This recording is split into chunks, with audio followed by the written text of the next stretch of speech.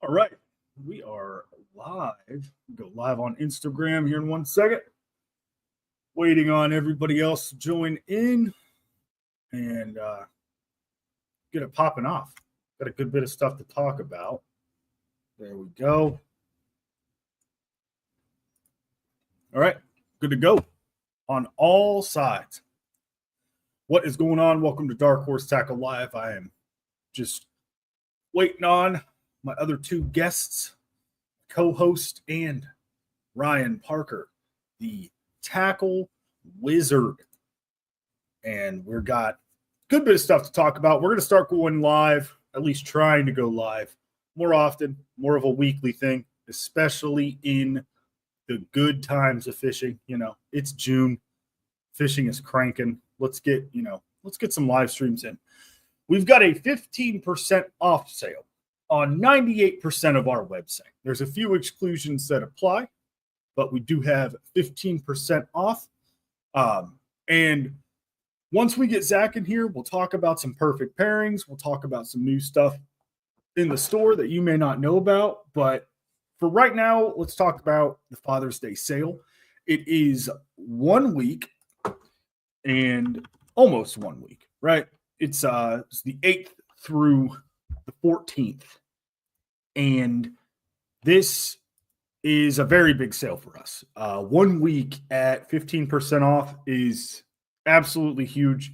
It's a great deal for all of you. And Father's Day is important to us because without, my father, my grandfather, my uncle, the father figures in my life, I would not be fishing. Dark Horse Tackle wouldn't be here. I wouldn't be able to enjoy something that I love so very much. I'd probably have a closed-minded, opinion on it or whatever that may be. But I'm just so happy, that I did have father figures that took me outside, put me in a bass boat, told me to go fishing, told me to, how to catch fish, how to catch bass, this, that, and the other thing. That's awesome that you had some kids ask you about Dark Horse Tackle on your jersey. And Ryan, the Hags Frogs, they'll be there. They'll be there eventually. We'll get there. We got to get through the month of June first. We got a lot of stuff we got to get on our site. But just to let you know, the only thing that this 15% off sale does not go to is the Tackle Talk Bass Essentials. That is the only thing that you're not going to save 15% off on. And that's that. Everything else on the website, pre-made or what do we call it? The 6-month subscriptions, the 1-year subscriptions, the 3-month subscription, the BYOB, and everything in the bait shop, as well as single purchases and the all new renamed Dark Horse Tackle pack, not to mention gift cards. Gift cards is a big deal. 15% off on a gift card is pretty crazy. Gift cards are excluded. Well, thank you for the context there, Zach. Just kidding. See, I was on a roll. This is what happens when you're not in the live stream, buddy. One of my guests, Mr. Parker, says he's here. I don't see him here yet. But, yep, everything in the bait shop, 15% off. BYOB, 15% off. The 3-month, 6-month, 12-month subscription boxes are 15% off. But I want to get in. What's going on, Ties Flies? How are you? Yeah, that Hags Frog is actually pretty nuts. It's pretty nuts. It's a really cool bait. My favorite thing about that Hags Outlier frog is that a lot of your frogs that are your busting through the water type, reel them in frogs, your buzz frogs, right? Your horny toads, what have you, is the flanges are less of a boot style and they're more of a bit of a, I wouldn't say a paddle, but it's got a unique action to it. It's got a very unique action to it. I'm excited to get one to everybody who is subscribed. I am going to send Ryan Parker another invite because he is not in the right stream. So pardon me for just a moment. Trying to get a guest on here, going about 1,000,000 miles an hour. And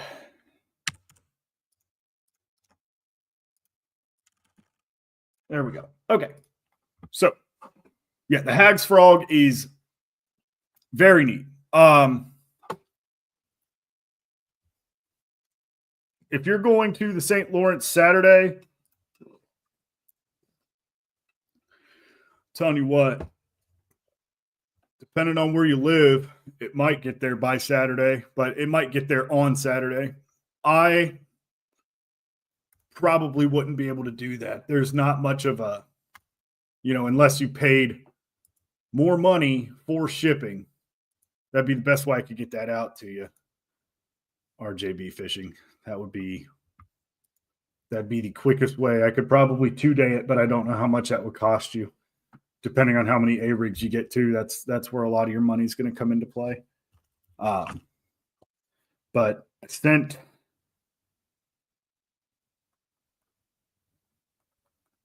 sorry for the pause here.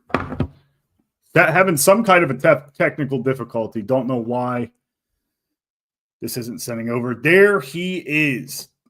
All right. So we've got Ryan Parker here in the chat. If you could, RJB, go ahead and send us an email. It is just darkhorsetackle@gmail.com. I will throw it in the chat here.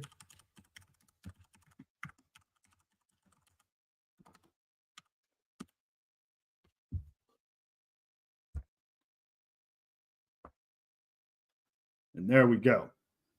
Just go ahead and send us an email, man. And that way we can make it happen. Because I know I can ship it out to you. It's just going to cost a little bit more money. That's all.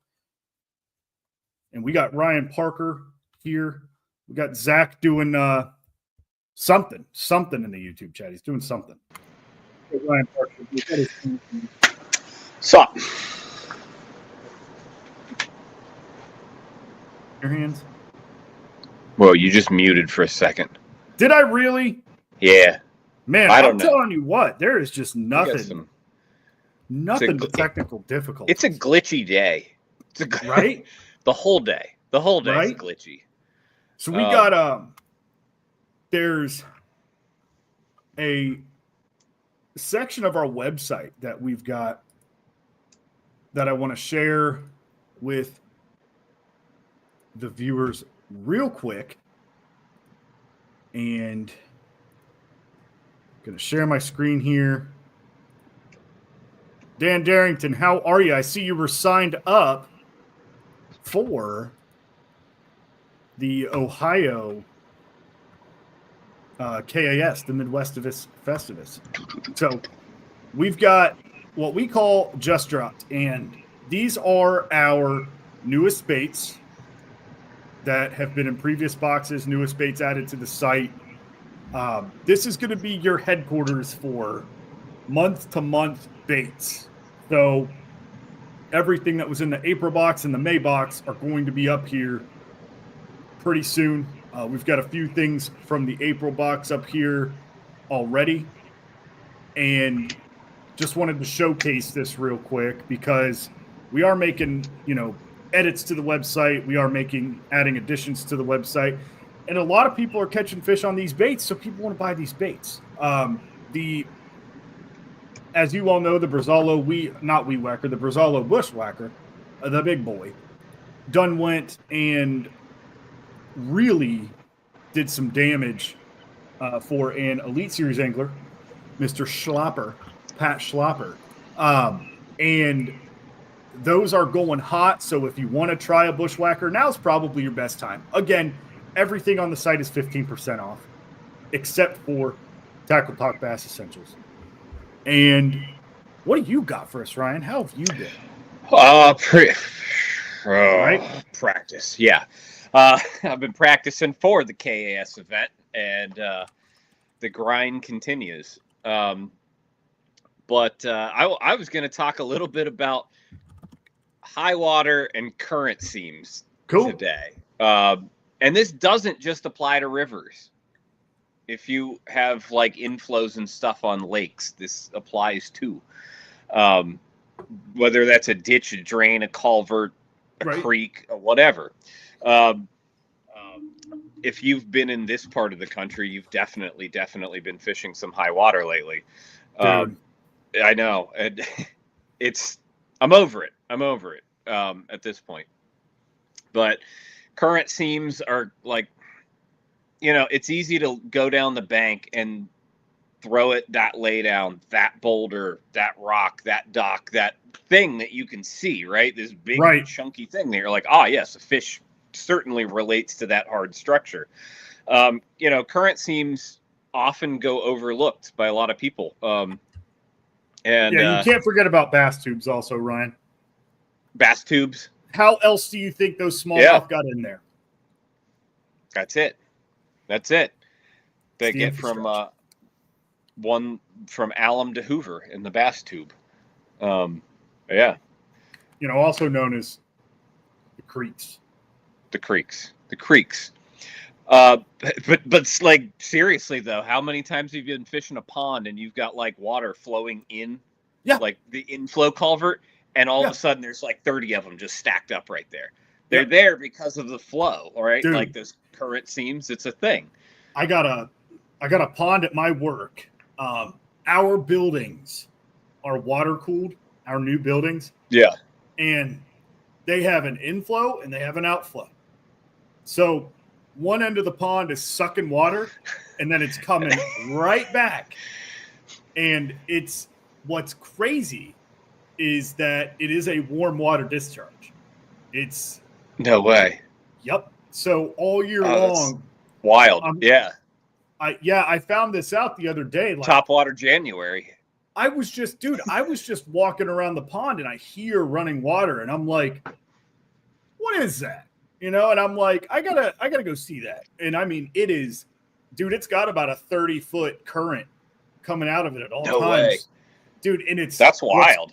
What's cool is like it's kind of sandy, kind of rocky with like decent vegetation. Obviously you're gonna have your cheese, but decent vegetation. But like there's like a 4 to 8 foot blowout of just crystal clear bottom.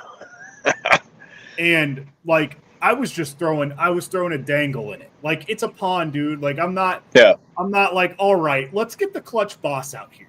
Because for one, I don't know how old this pond is. I don't know if it's stocked. But the bass were looking awfully stocked and they were looking awfully F5, which would be pretty interesting. Their patterns were very Floridian.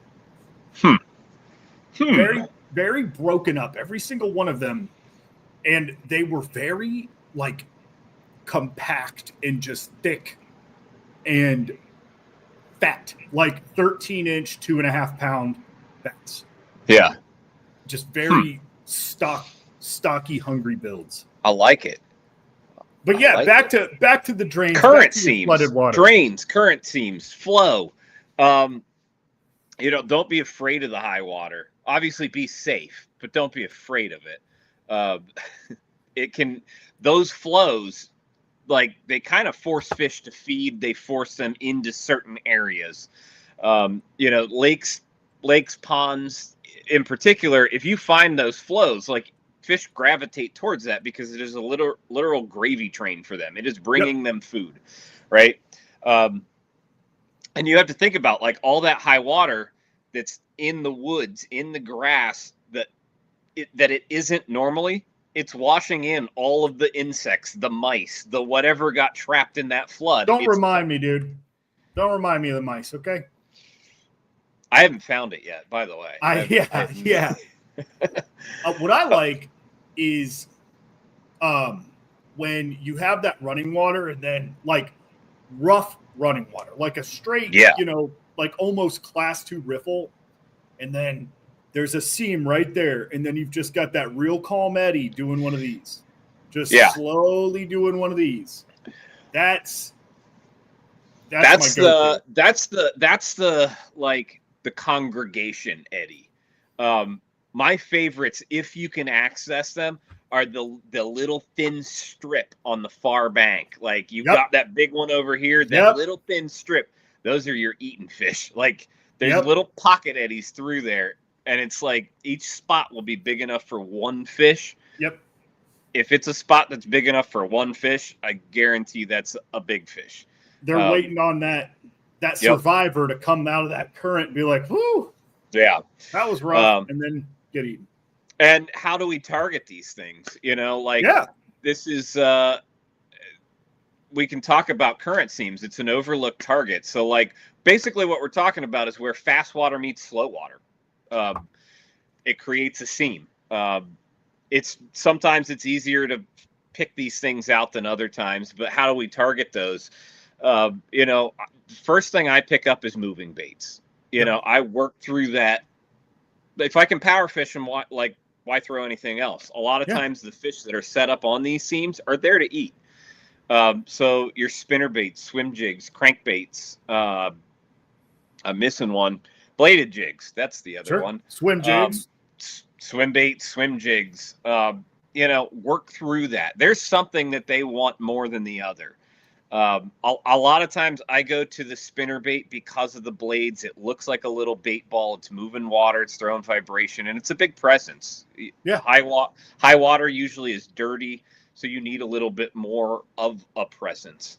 But they're like when they pile up in these eddies and on these current seams, there's a lot of small bait that congregates in there, and that's one of the reasons I do tend to lean on a spinner bait because it is a big presence, but it looks to them like a little bait ball.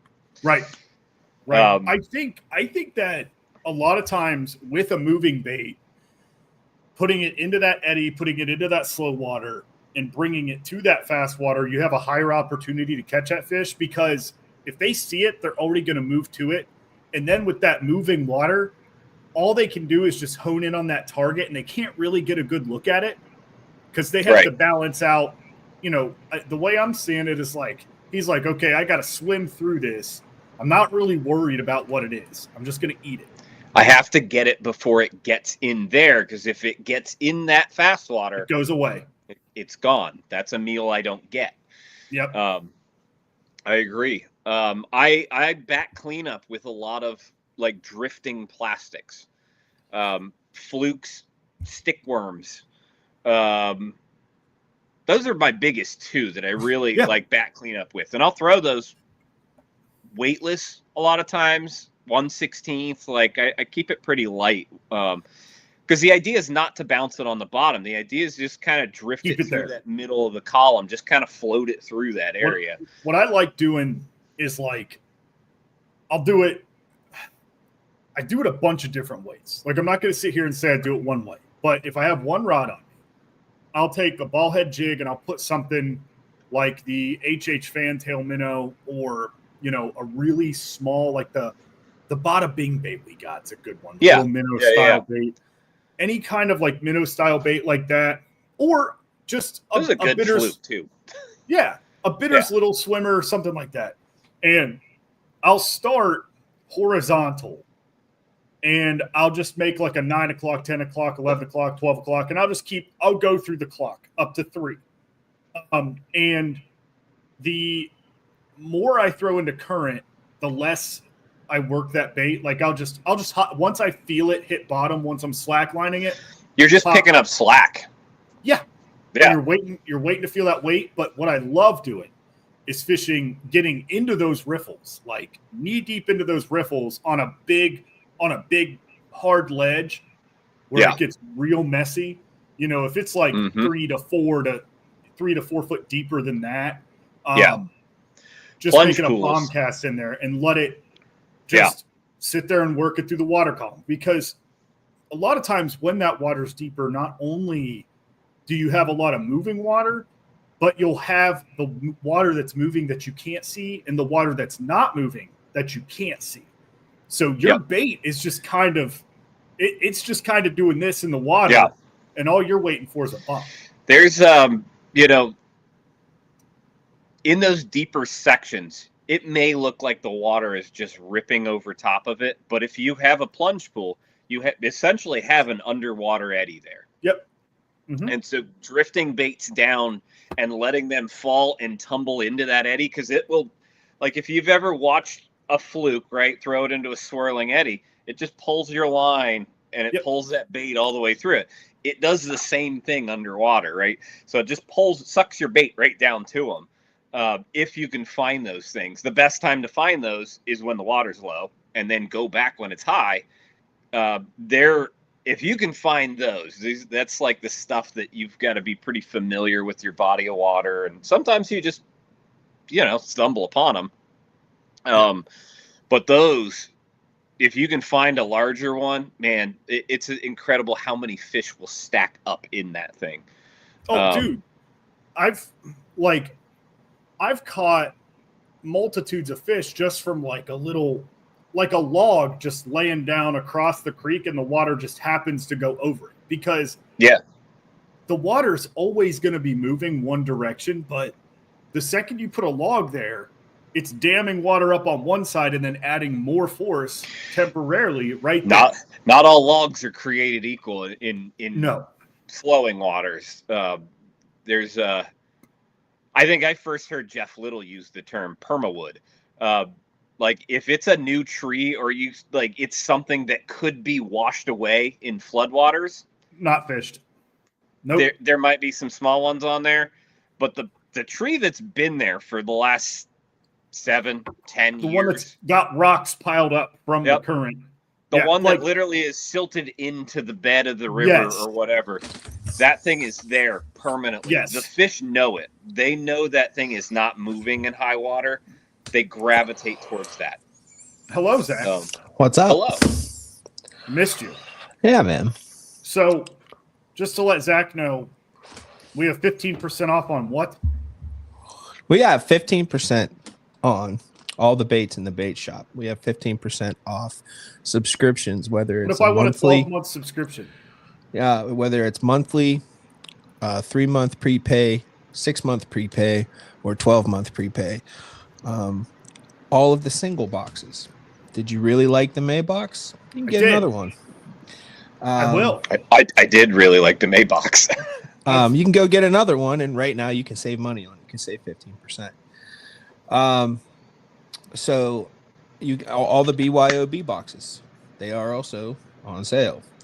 So pretty much everything on our site, excluding the TTBE, the Tackle Talk Bass Essentials, and gift cards. So gift cards are not. I was going to say that's a steal right there. 15% off gift cards. That's crazy. But nobody does that. I'm not doing that. We're not crazy. Speaking of boxes, the Tackle Talk Bass Essentials. Yes, it's live. It's available for purchase. Grab you one before they're gone. You're not going to see it for a long time. But we got a special one coming. As always in June, we do. You know what? I'm going to stop you. Oh.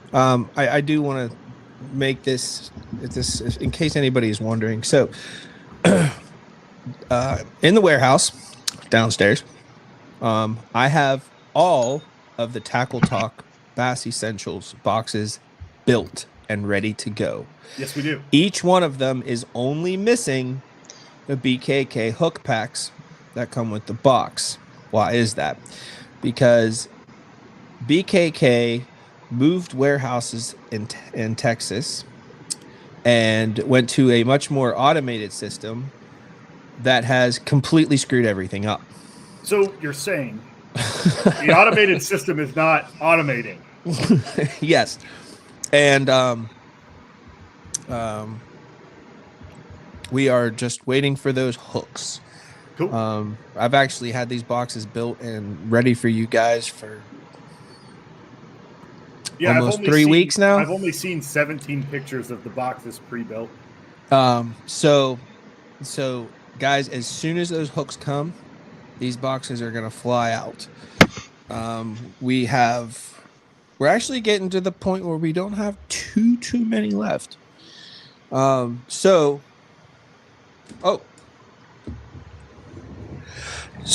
if you want a Tackle Talk box, you better get it soon. You should. So, back to June.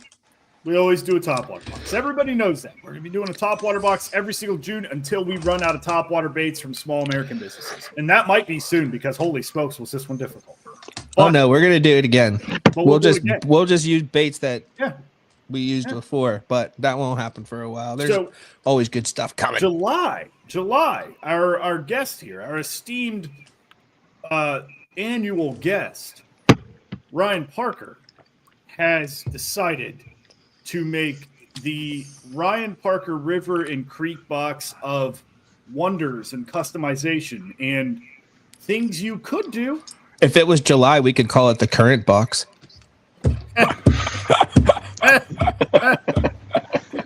We could call it the current box. You're welcome. But Ryan, let's talk about that box. I know you're short for time.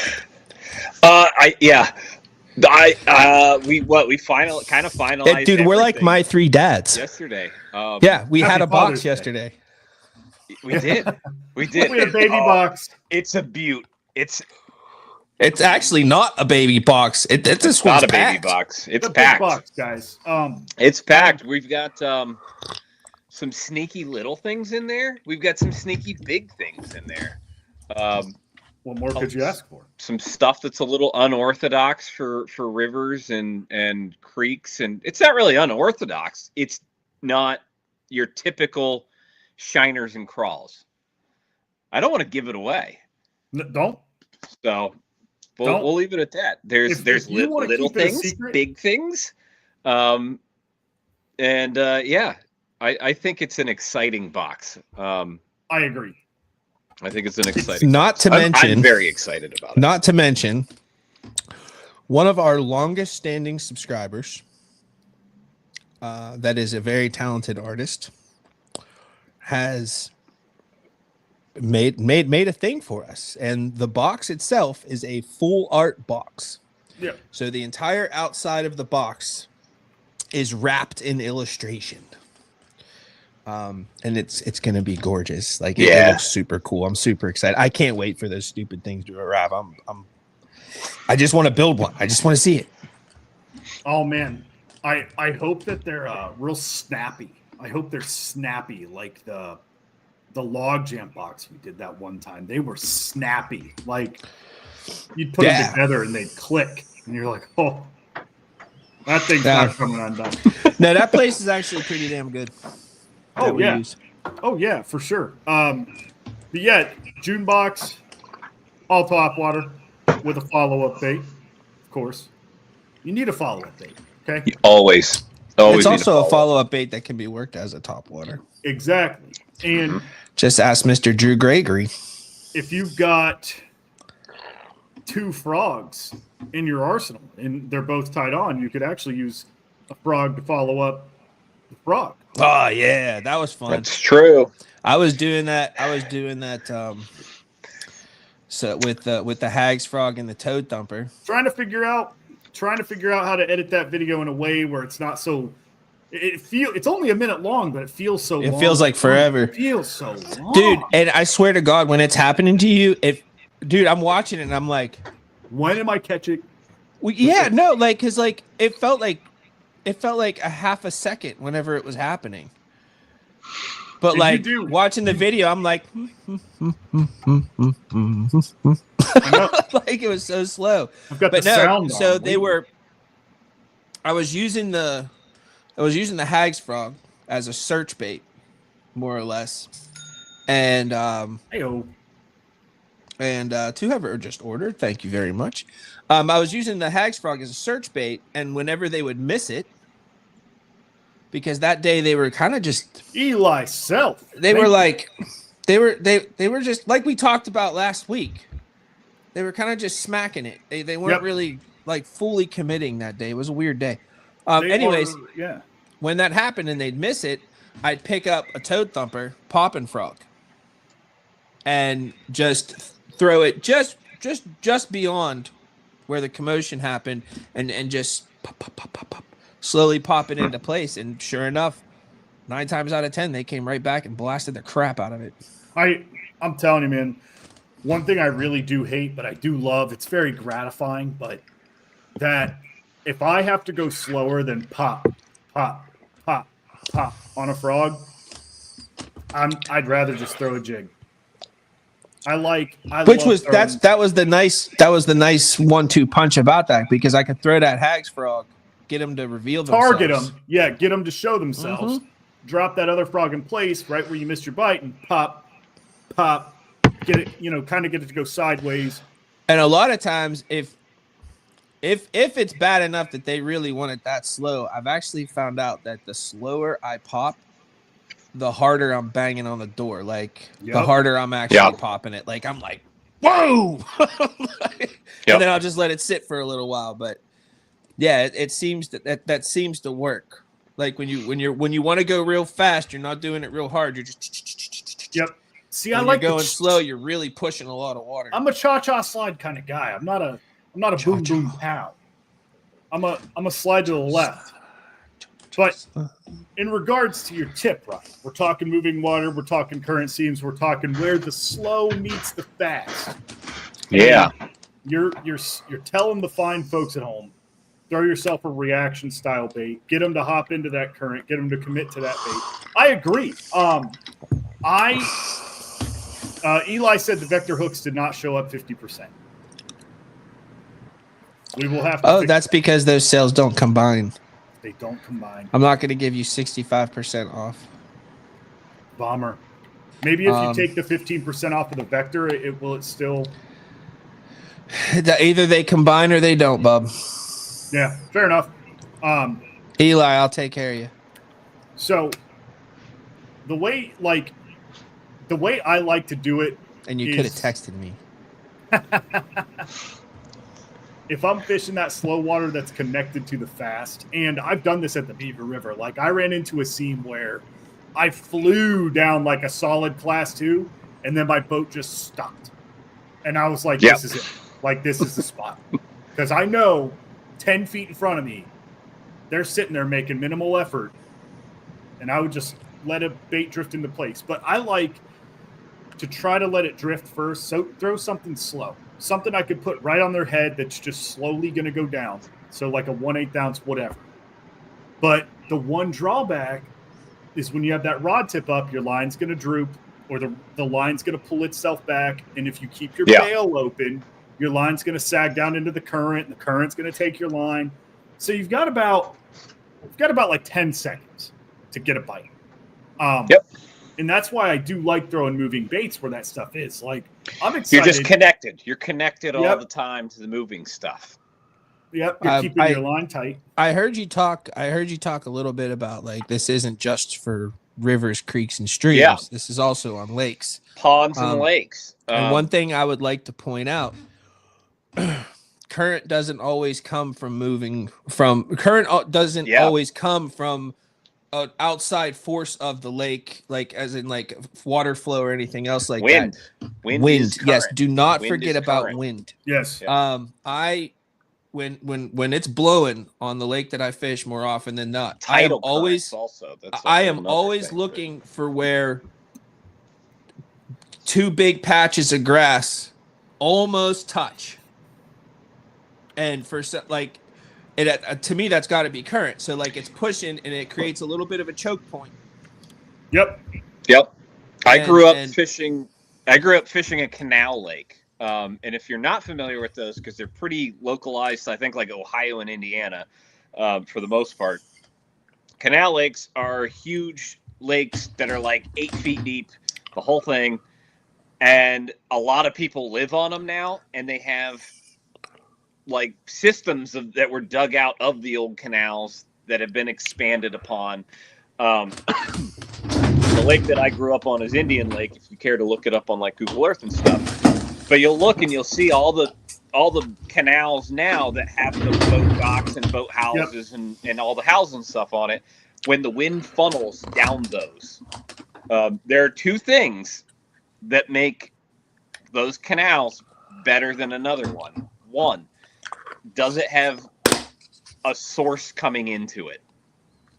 If it has a ditch, a drainage, whatever coming into the canal, it's producing, in rain, it's producing nutrients for that canal, nutrients for life. It gets really good when the wind blows down it. It sets those fish up in a different way. The canals that are just dead ends without a storm drainage or a ditch or anything flowing into it, it may as well be an old stagnant mud puddle. Nothing except the carp live in there. Yeah, it's interesting. I fish my lake. You guys probably heard this, but I fish a particular arm of the lake. This lake is basically just made up of like 5 arms. I fish a particular lake of the arm, whatever. Anyways, and when you have a wind blowing out of the south or west, it's blowing from the main lake straight up this arm. And I truly believe that's one of the reasons why it's the best arm of the lake. Yes. Is because a good wind, which south and west is good for fishing. Unless you live like on the coast or in Florida. South and west is good for fishing. I don't know why. It just is. It has a lot to do with like weather hot patterns, air, barometers, blah, blah, blah, blah, blah. There's a couple. Go ahead.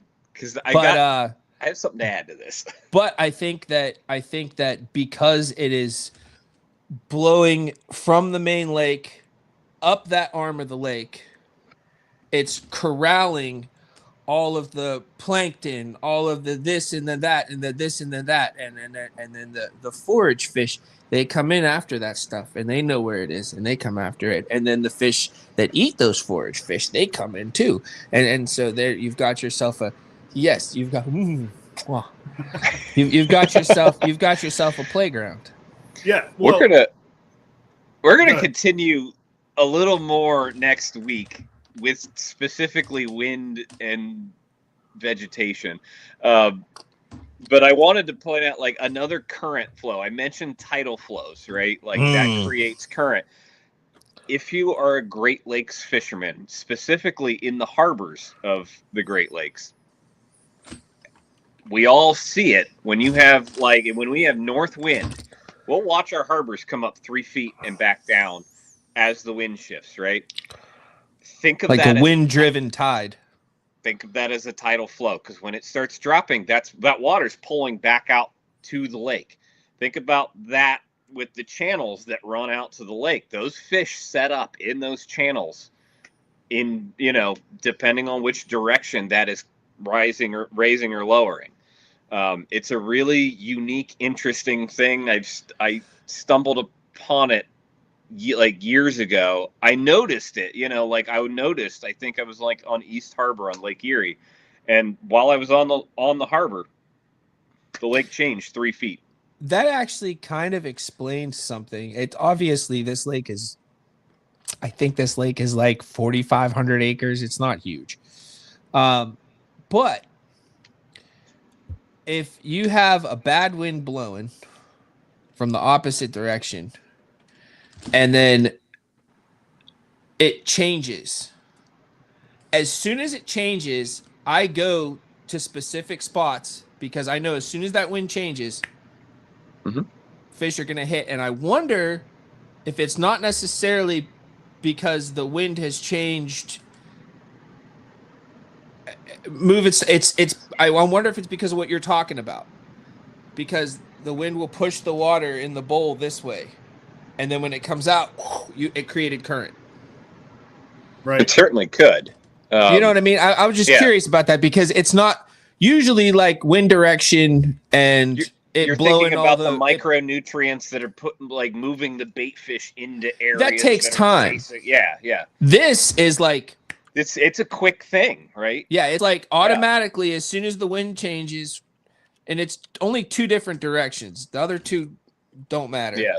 But if it's coming out of one and it changes to the other, I know there's a few spots I know exactly where to go, like immediately, and I'm going to get hit. And I wonder if that has something to do with it. So, where I grew up fishing, it's it's city water, so Hoover gets drained like crazy every year. Once the wind starts picking up in September, August, October, the points start to show themselves.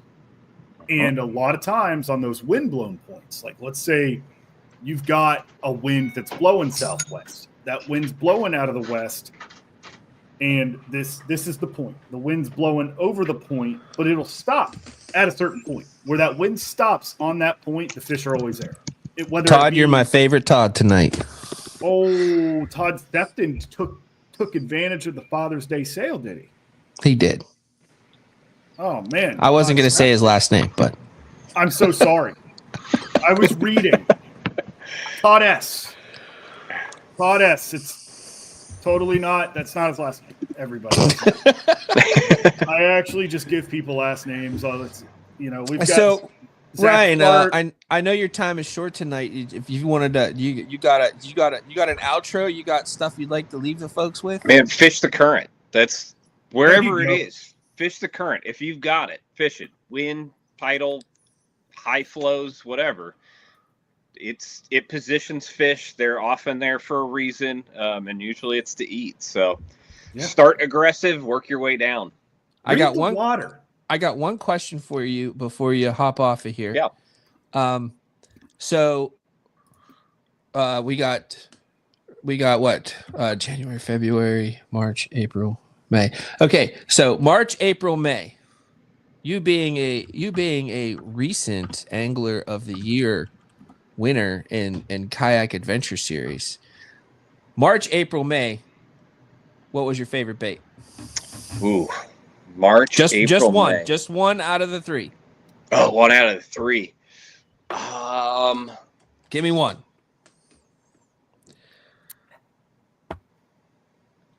I think for me and my style, that Picasso spinnerbait in the May box it rose very high for me. Okay. Well, yeah. I'll tell you what, that'll be the next one I put on the site. You just made this guy happy. And then we got the Seeker. Don't sleep on those, everybody who's listening, because I'm gonna buy a bunch. Dude, I plan on throwing it. I'm gonna try to get out to the Kayak Adventure Series, man. It goes through everything. It goes through working my tail everything, like a Oh, yeah. spinnerbait should. Oh yeah. But the swing head, it removes leverage from the fish.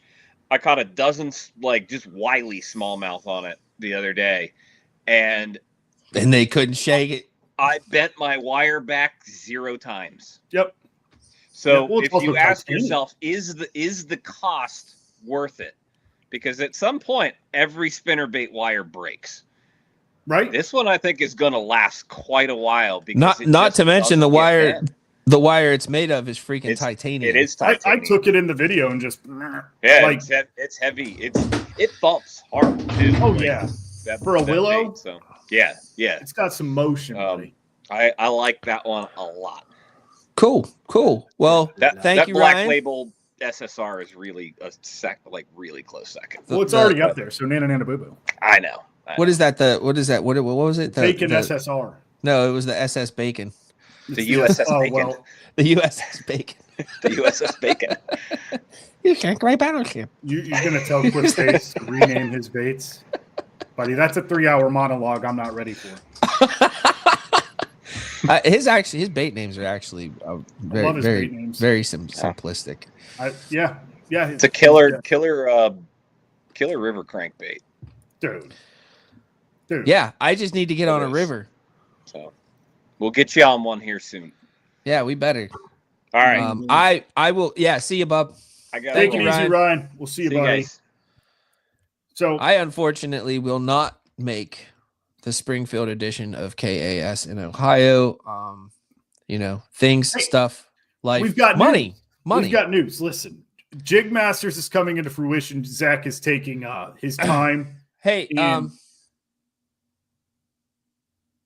let's move on. Perfect. Pump the brakes. Anyways, we got new things coming to the site also. I do, but all the jig masters that we do have, there may not be pictures, but guys, use your imaginations. I'll get the pictures up as soon as I can. Right. Everything we have in stock Right. for jig masters is available for purchase right now. Right. The newest drops is one thing you can look at on the site, but we will be getting, once the time presents itself, we'll take some time, slow down, dive into the website. Perfect pairings. You've been seeing it. You've been seeing the perfect pairings, whether it be a jig and a trailer or a bladed jig and a trailer, whatever it may be. Usually it's going to be some form of a tide bait, a lead head tide bait, skirted bait, if you will. And it is going to have a soft plastic with it. So yeah, the soft plastic paired up with, yeah. Well then, moving on. Pump the brakes. So the soft plastic paired up with whatever is your perfect pairing. So here's what I want. For those of you watching, I really want to know. Yes, April does. My girlfriend loves the dangle. Does she? That is not a euphemism. You can't make that not a euphemism. She likes the dangle inline spinner baits. Thank you. You need to that needs clarification. He loves small businesses. All right. But the see now Whoa, hey, Paige is on here. Hi, Paige. Now I'm lost. So perfect pairings. We want to know. I did, Dan. You're right. I walked right into it. Just like you walked into our loving arms, saving us from the Beaver River. That's right. And thank you again. I will thank you every time I see your name pop up, because every time I see Daniel Darrington, I just see this mountain of a man. Like, look at these. Wahoo, wahoo, wahoo, Yeah. wahoo. Yeah, after a nice 90-degree What, like 10-hour float? 10-hour float down the Beaver River, we forgot our keys. I did. But no, so I want to know, dude, we need to know. We want some inspiration. Throw us some perfect pairings. DM us, email us, Dark Horse Tackle on all socials, darkhorsetackle@gmail.com. A lot of you have Zach's number. Some of you guys have my number. Dude, just text me and be like, hey, the Brazalo blah, blah, blah jig and the blah, blah, blah soft plastic. Like, tell me. I would love to know, because we're going to add to this.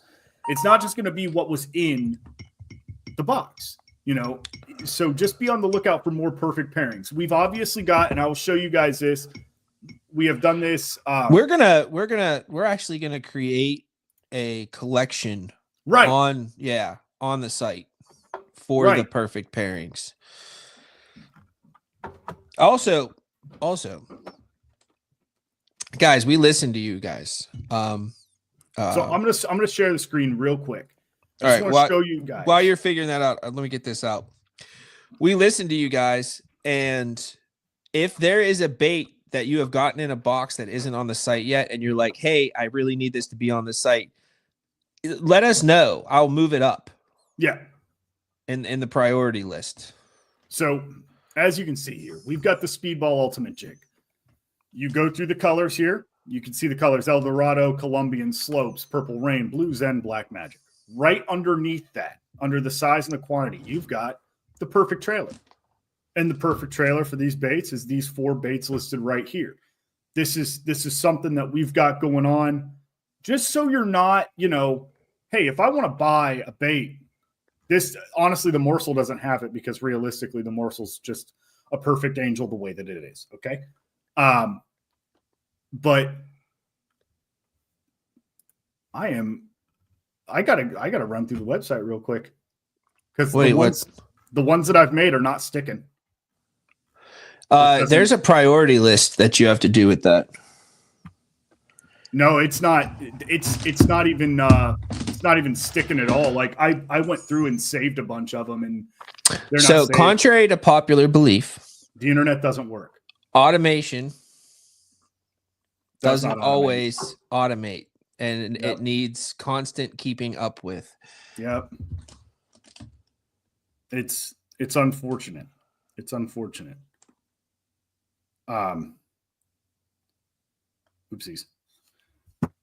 But no, I went through and put a bunch of stuff in the dang site. Gosh dang it, just to help out the customers here. And I want you guys to go through. I was just trying to see if it's possible for me to share my screen with my iPad, and StreamYard does not currently support that. I kind of really want to share with our viewers. I wanted to share my Hags Frog Survives a Pike video. It was pretty funny. I forgot Zach my doesn't know if pliers. he wants it posted or not. I look like a complete idiot. But again, I'm just having like a staring contest with this pike leg. I don't have my pliers. We'll just, yeah. I turned it off when I saw you pull the braid scissors out. I was like, I don't want to know what's going on.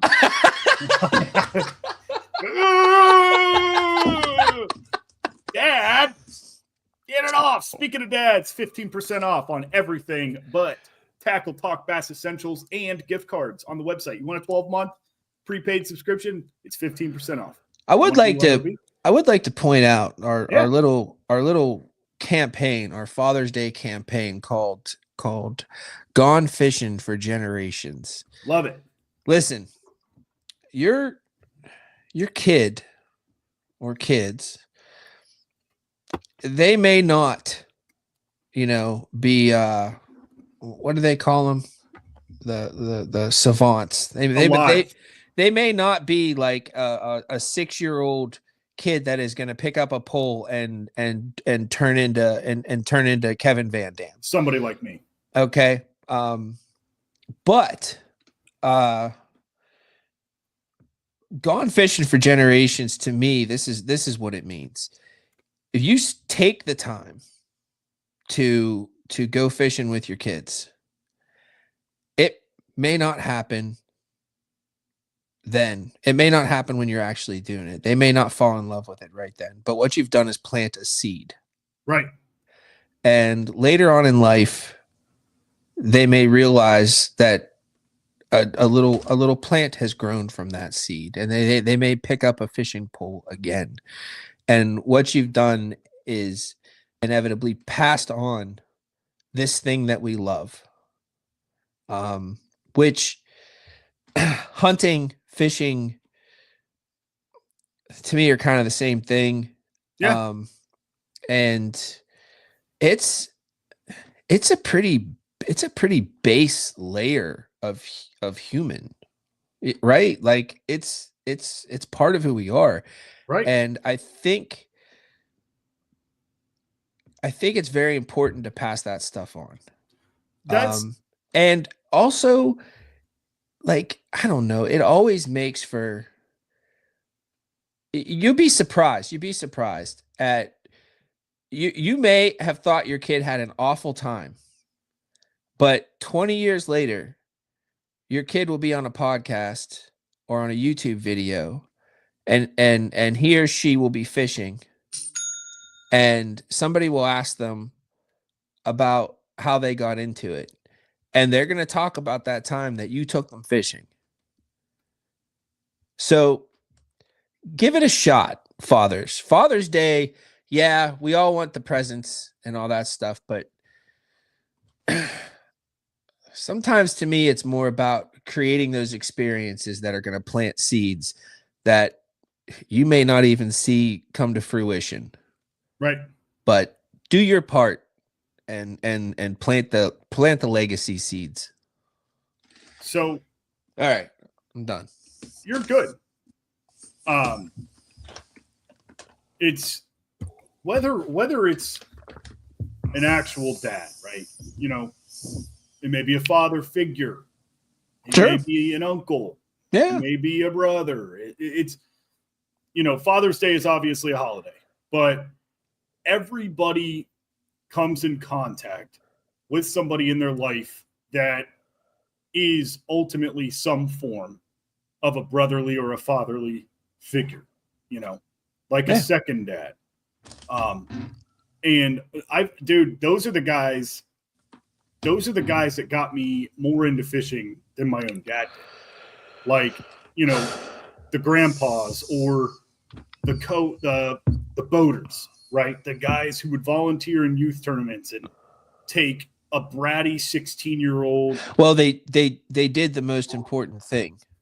Well, the two most important things. They provided equity to the sport. Number one, they gave you the most precious gift, which is time. Right. Number two, they gave you the second most and the most precious gift, which is knowledge. They taught you something. Right. And for someone to give those gifts, that's it's amazing. It's important, and it leaves its mark. It always does. It always leaves its mark. Yep. The bait that got me into fishing was 3 baits simultaneously. Put pre-rigged on a boat for me to go. That was a jig, that was a crankbait, and that was a Texas rigged stick worm. For me, it was 2 baits, and it was a bottom shelf dollar crankbait from Walmart and the Zoom U-tail. Oh man, the U-tails are. Well, I don't even think like they make hooks for that bait anymore because like things have gotten so big. Like the gauge. No, you do. You just gotta get the small hook. I mean, what a U-tail, that's like a 2-aught. It's such a thin worm. You got to use a finesse for sure. Right. For sure. Like you put a extra wide gap like 4-aught on that thing. It's gonna just. I bet you that U-tail on a shaky head would be. It is. Yeah. Like that's how I got into basically fishing those bigger worms. Is I would just put it on a shaky head because it was the only light wire hook that I had.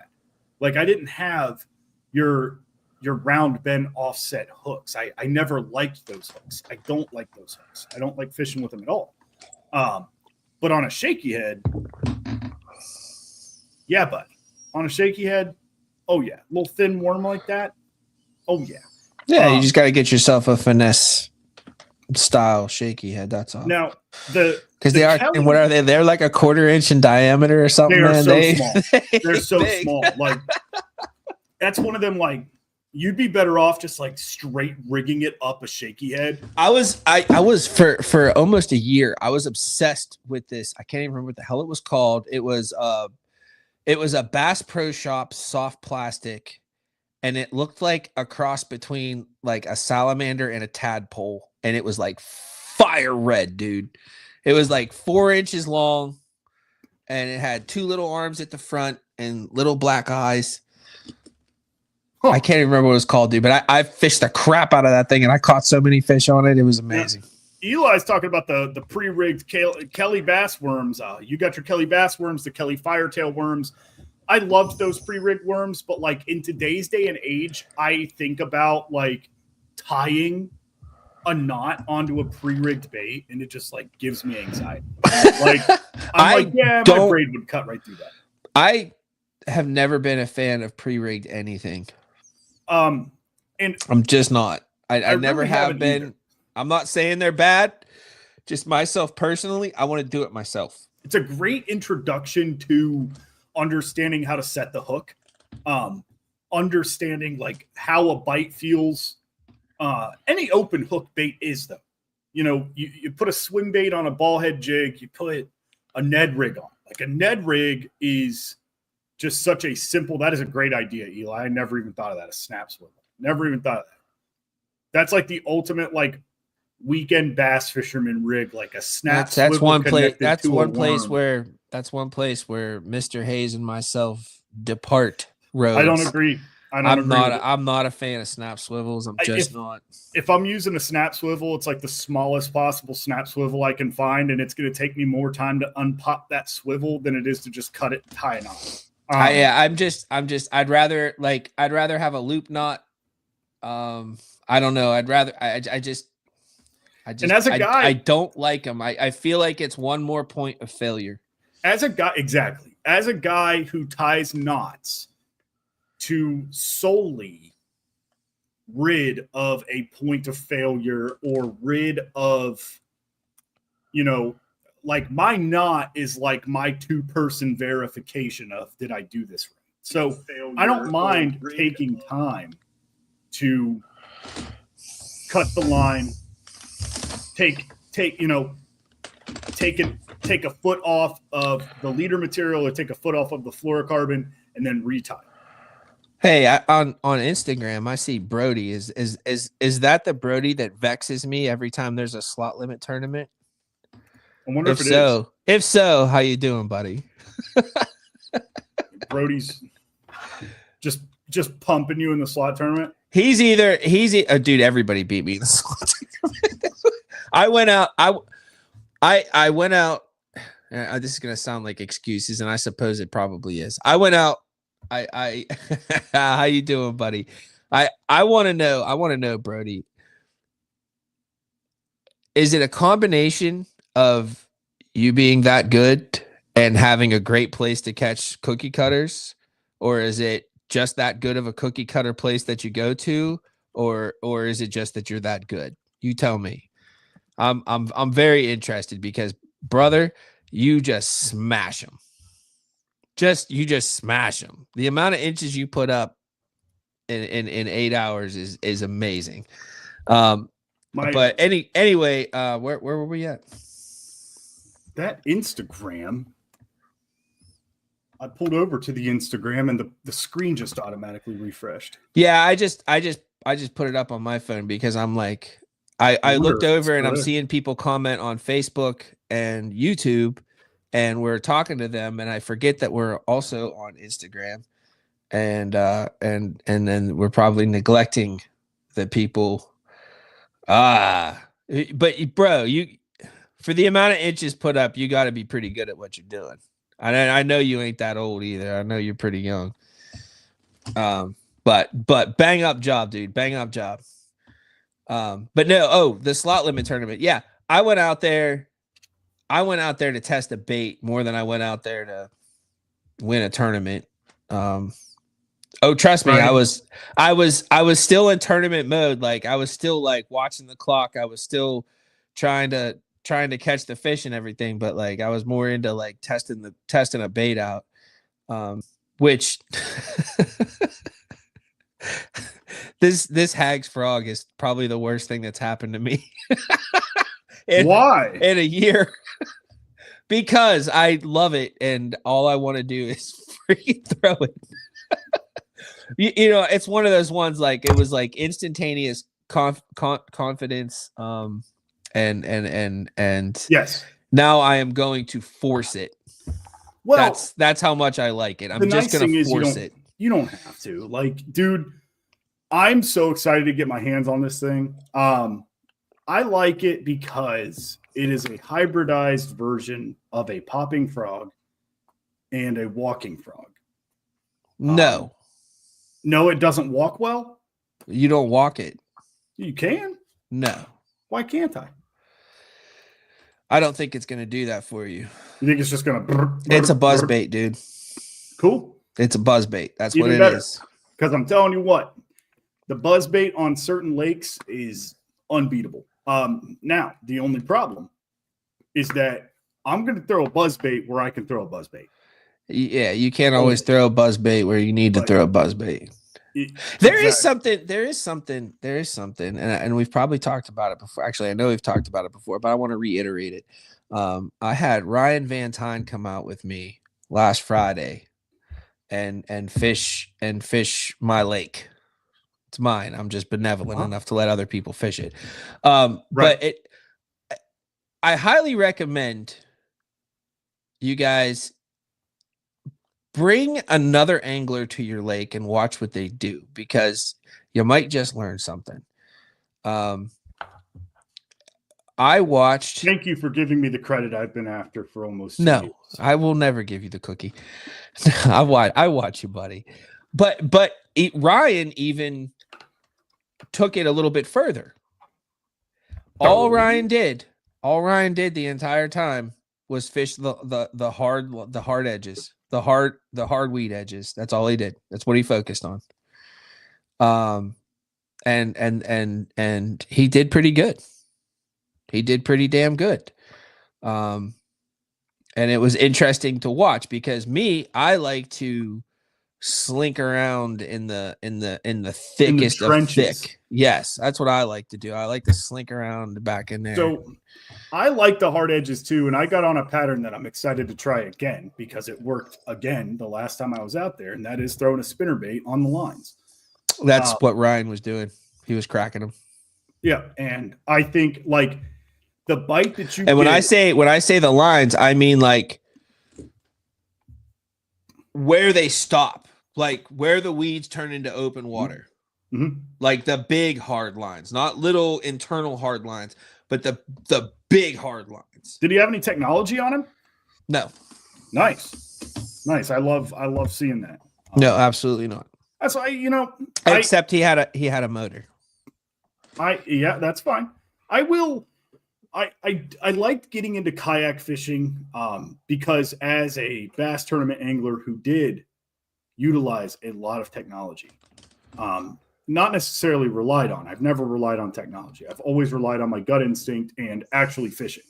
But you got to think, man, that's a double-edged sword. Are you actually fishing or are you wasting time?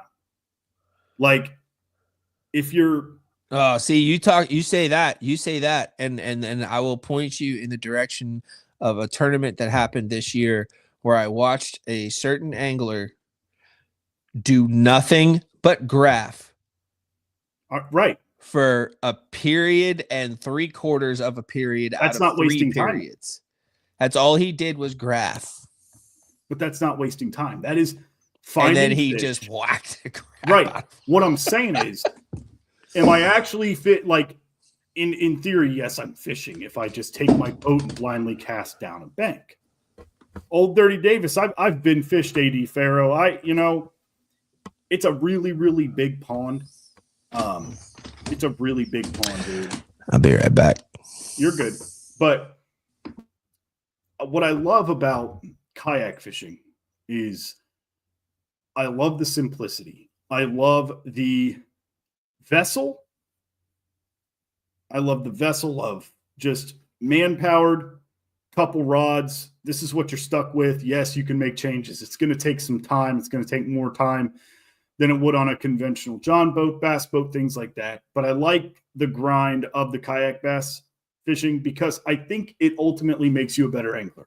You're looking for things differently. You're fishing things differently. You're slowing down. More importantly, you are slowing down.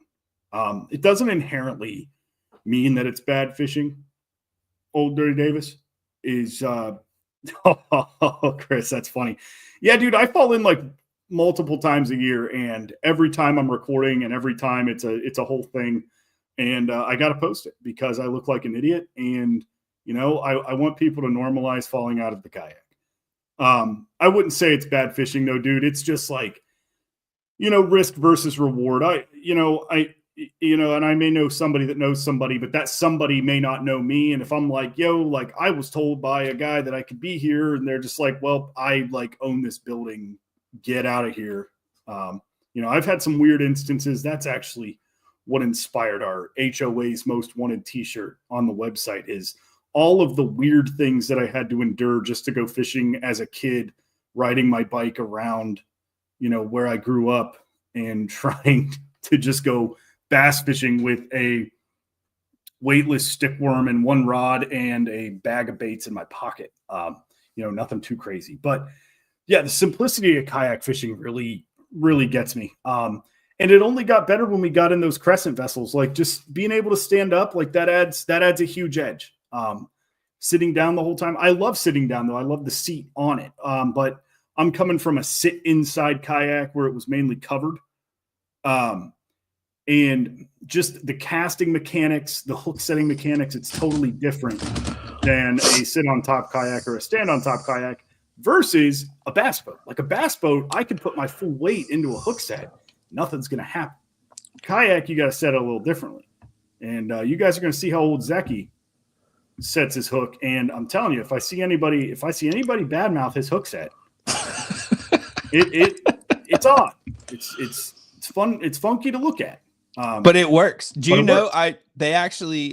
I was watching a tournament. Last weekend, and they were talking about an angler and how he extended his arms a little bit before he set the hook, and I was like, oh, I'm not the only one. Right. Giving it a little weight and just, I personally I'm a hybrid slack line / weight guy. Like when I reel down on it and I feel that tension on the line, it's go time. I've always fished out of a canoe or a kayak, and I learned a long time ago it's not worth it to give him the beans. Right. Because I set myself off balance and everything else. So I found another way. You've been there when I gave him the beans. Sometimes it works. But I've thrown the problem myself is out. Sometimes it doesn't. I'd rather not throw myself out of the kayak. It's hard though. Like coming from a bass boat, dude, that's so hard. It's so hard not to just immediately react. Like that's the one thing. And I'll think about it too. Like I'll watch some of my videos back, like when the weather was getting nasty that last time we were out. I'm like, dude, I should not be setting a hook like that. Like that is a quick trip in the water. Like you also haven't spent as much time in a canoe or kayak as I have. Right. You know what I mean? Like you actually had a decent platform for a lot of your fishing career. Right. So I mean, that kind of thing does matter. Like it for sure. It's muscle memory, dude. Like and going from how you used to fish and what you were able to do on the platform on which you fished, trying to forget that and learn something new is not the easiest thing in the world to do. No. Like I spent, damn near 30 years setting the hook a certain way. It's called 25. All right. I'm not going to sit here and act like I was swinging on him when I was 3 years old. Right? Like, let's be real here. When I was 3 years old, I was like, do I have a fish? And my grandpa. Back in 2006. Yeah. Back when I walked up hills both ways with my boat on my back, it was pretty difficult to get in that water because you only had fish from all that. I would like to give something to everybody that's watching us tonight, everybody that's still online. If you are a subscriber and you have received a bait that we have, yeah. Okay. And you would like to buy more of them now during the Father's Day sale. All you need to do is email me and I will make it happen if they're not on the site. So if we have it and it's not on the site yet and you want it real bad and you want to do it while they're on sale, just shoot me an email and I'll make it work for you. Just wanted to say that. Well, thank you. Yeah. And seriously, please, we need to know this stuff. Just more benevolence. Oh, yeah. But tell you what, let's get it wrapped up. See everybody next week. Yeah. Mind you, when we see you next week, we will not have the 15% off sale. And nope, it ends Sunday at midnight. It looks like you hold on. I think it ends Sunday at midnight. 14th is Saturday. So yeah, it would be the end.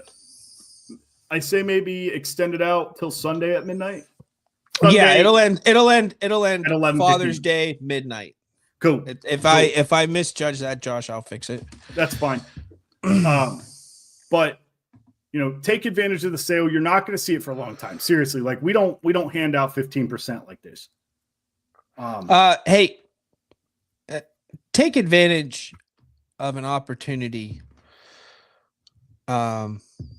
which I don't understand why people need an excuse, but I guess sometimes people need a special excuse. Take advantage of this upcoming weekend, all of you brothers, you fathers, you grandfathers. Yeah. Take a kid fishing. Take somebody fishing. Spend a little time with somebody. Give somebody the only resource that you can never ever get back no matter what, which is time. Give some time. Give some time to a little one. Tell you what, man, it's my favorite thing, dude. Or an old one, or a grown one, I should say. Not an old one, a grown one. It's my favorite thing taking my girlfriend fishing. Because it's, there's knowledge already there, but then there's I think it's the want of knowledge that I do appreciate, wanting to learn more, wanting to throw more, having those irrational conversations too. I want to throw a frog on a spinning rod, and you're just like, maybe not. Hey, I did that before I learned how to use a bait caster. Tell you what, you can do a lot with a 7-foot medium heavy spinning rod, dude. I'm not going to dog it, but on a 6'6" medium light, I'm going to dog it. We're not doing that on 10-pound test line. No. But yeah, so thank you all. Yep. And I hope that you guys all have some great stories after this upcoming weekend. I hope you all have some great stories, and I hope that you took some pictures that you'll share with us. Please do. On Facebook or Instagram or whatever, TikTok. We want to see what you're able to do. I'm gonna go out with this. And I'm sure some of you guys probably already know this story, but I'm gonna tell it again. I had actually stopped fishing. And I had actually not just stopped fishing, but sold all of my gear. And it had been years and years and years. But my oldest boy, I didn't even realize that it was Father's Day coming up, but he had asked me if I would take him fishing. And that was his present to me, was to give his time to me. And I literally hadn't been fishing in probably 5, 6, 7 years. And he said it. And of course I was like, yeah, we'll do it. And I went out and I got some stuff and me and him went fishing and I came home and went to work the next day and looked for a podcast, got on to Tackle Talk, heard about Dark Horse Tackle, bought half the business. Yep. And that was here before we he are. was a co-owner. Here we are. So yeah, just a neat thing. There's great things that can happen from tiny little seeds planted. So all of you have a great week. Have a great Father's Day. To all of you dads, to all of you big brothers, to all of you grandpas, to you ladies out there that got to be both mom and dad. To anybody out there that has no reason to hold the title except for all the things that you do. Happy Father's Day. Yeah. Happy Father's Day to everybody who's a father figure. That's right. And like you said, the people that take on the masculine roles, happy Father's Day to you too. Yep. We will see you all next Tuesday. See ya. See ya.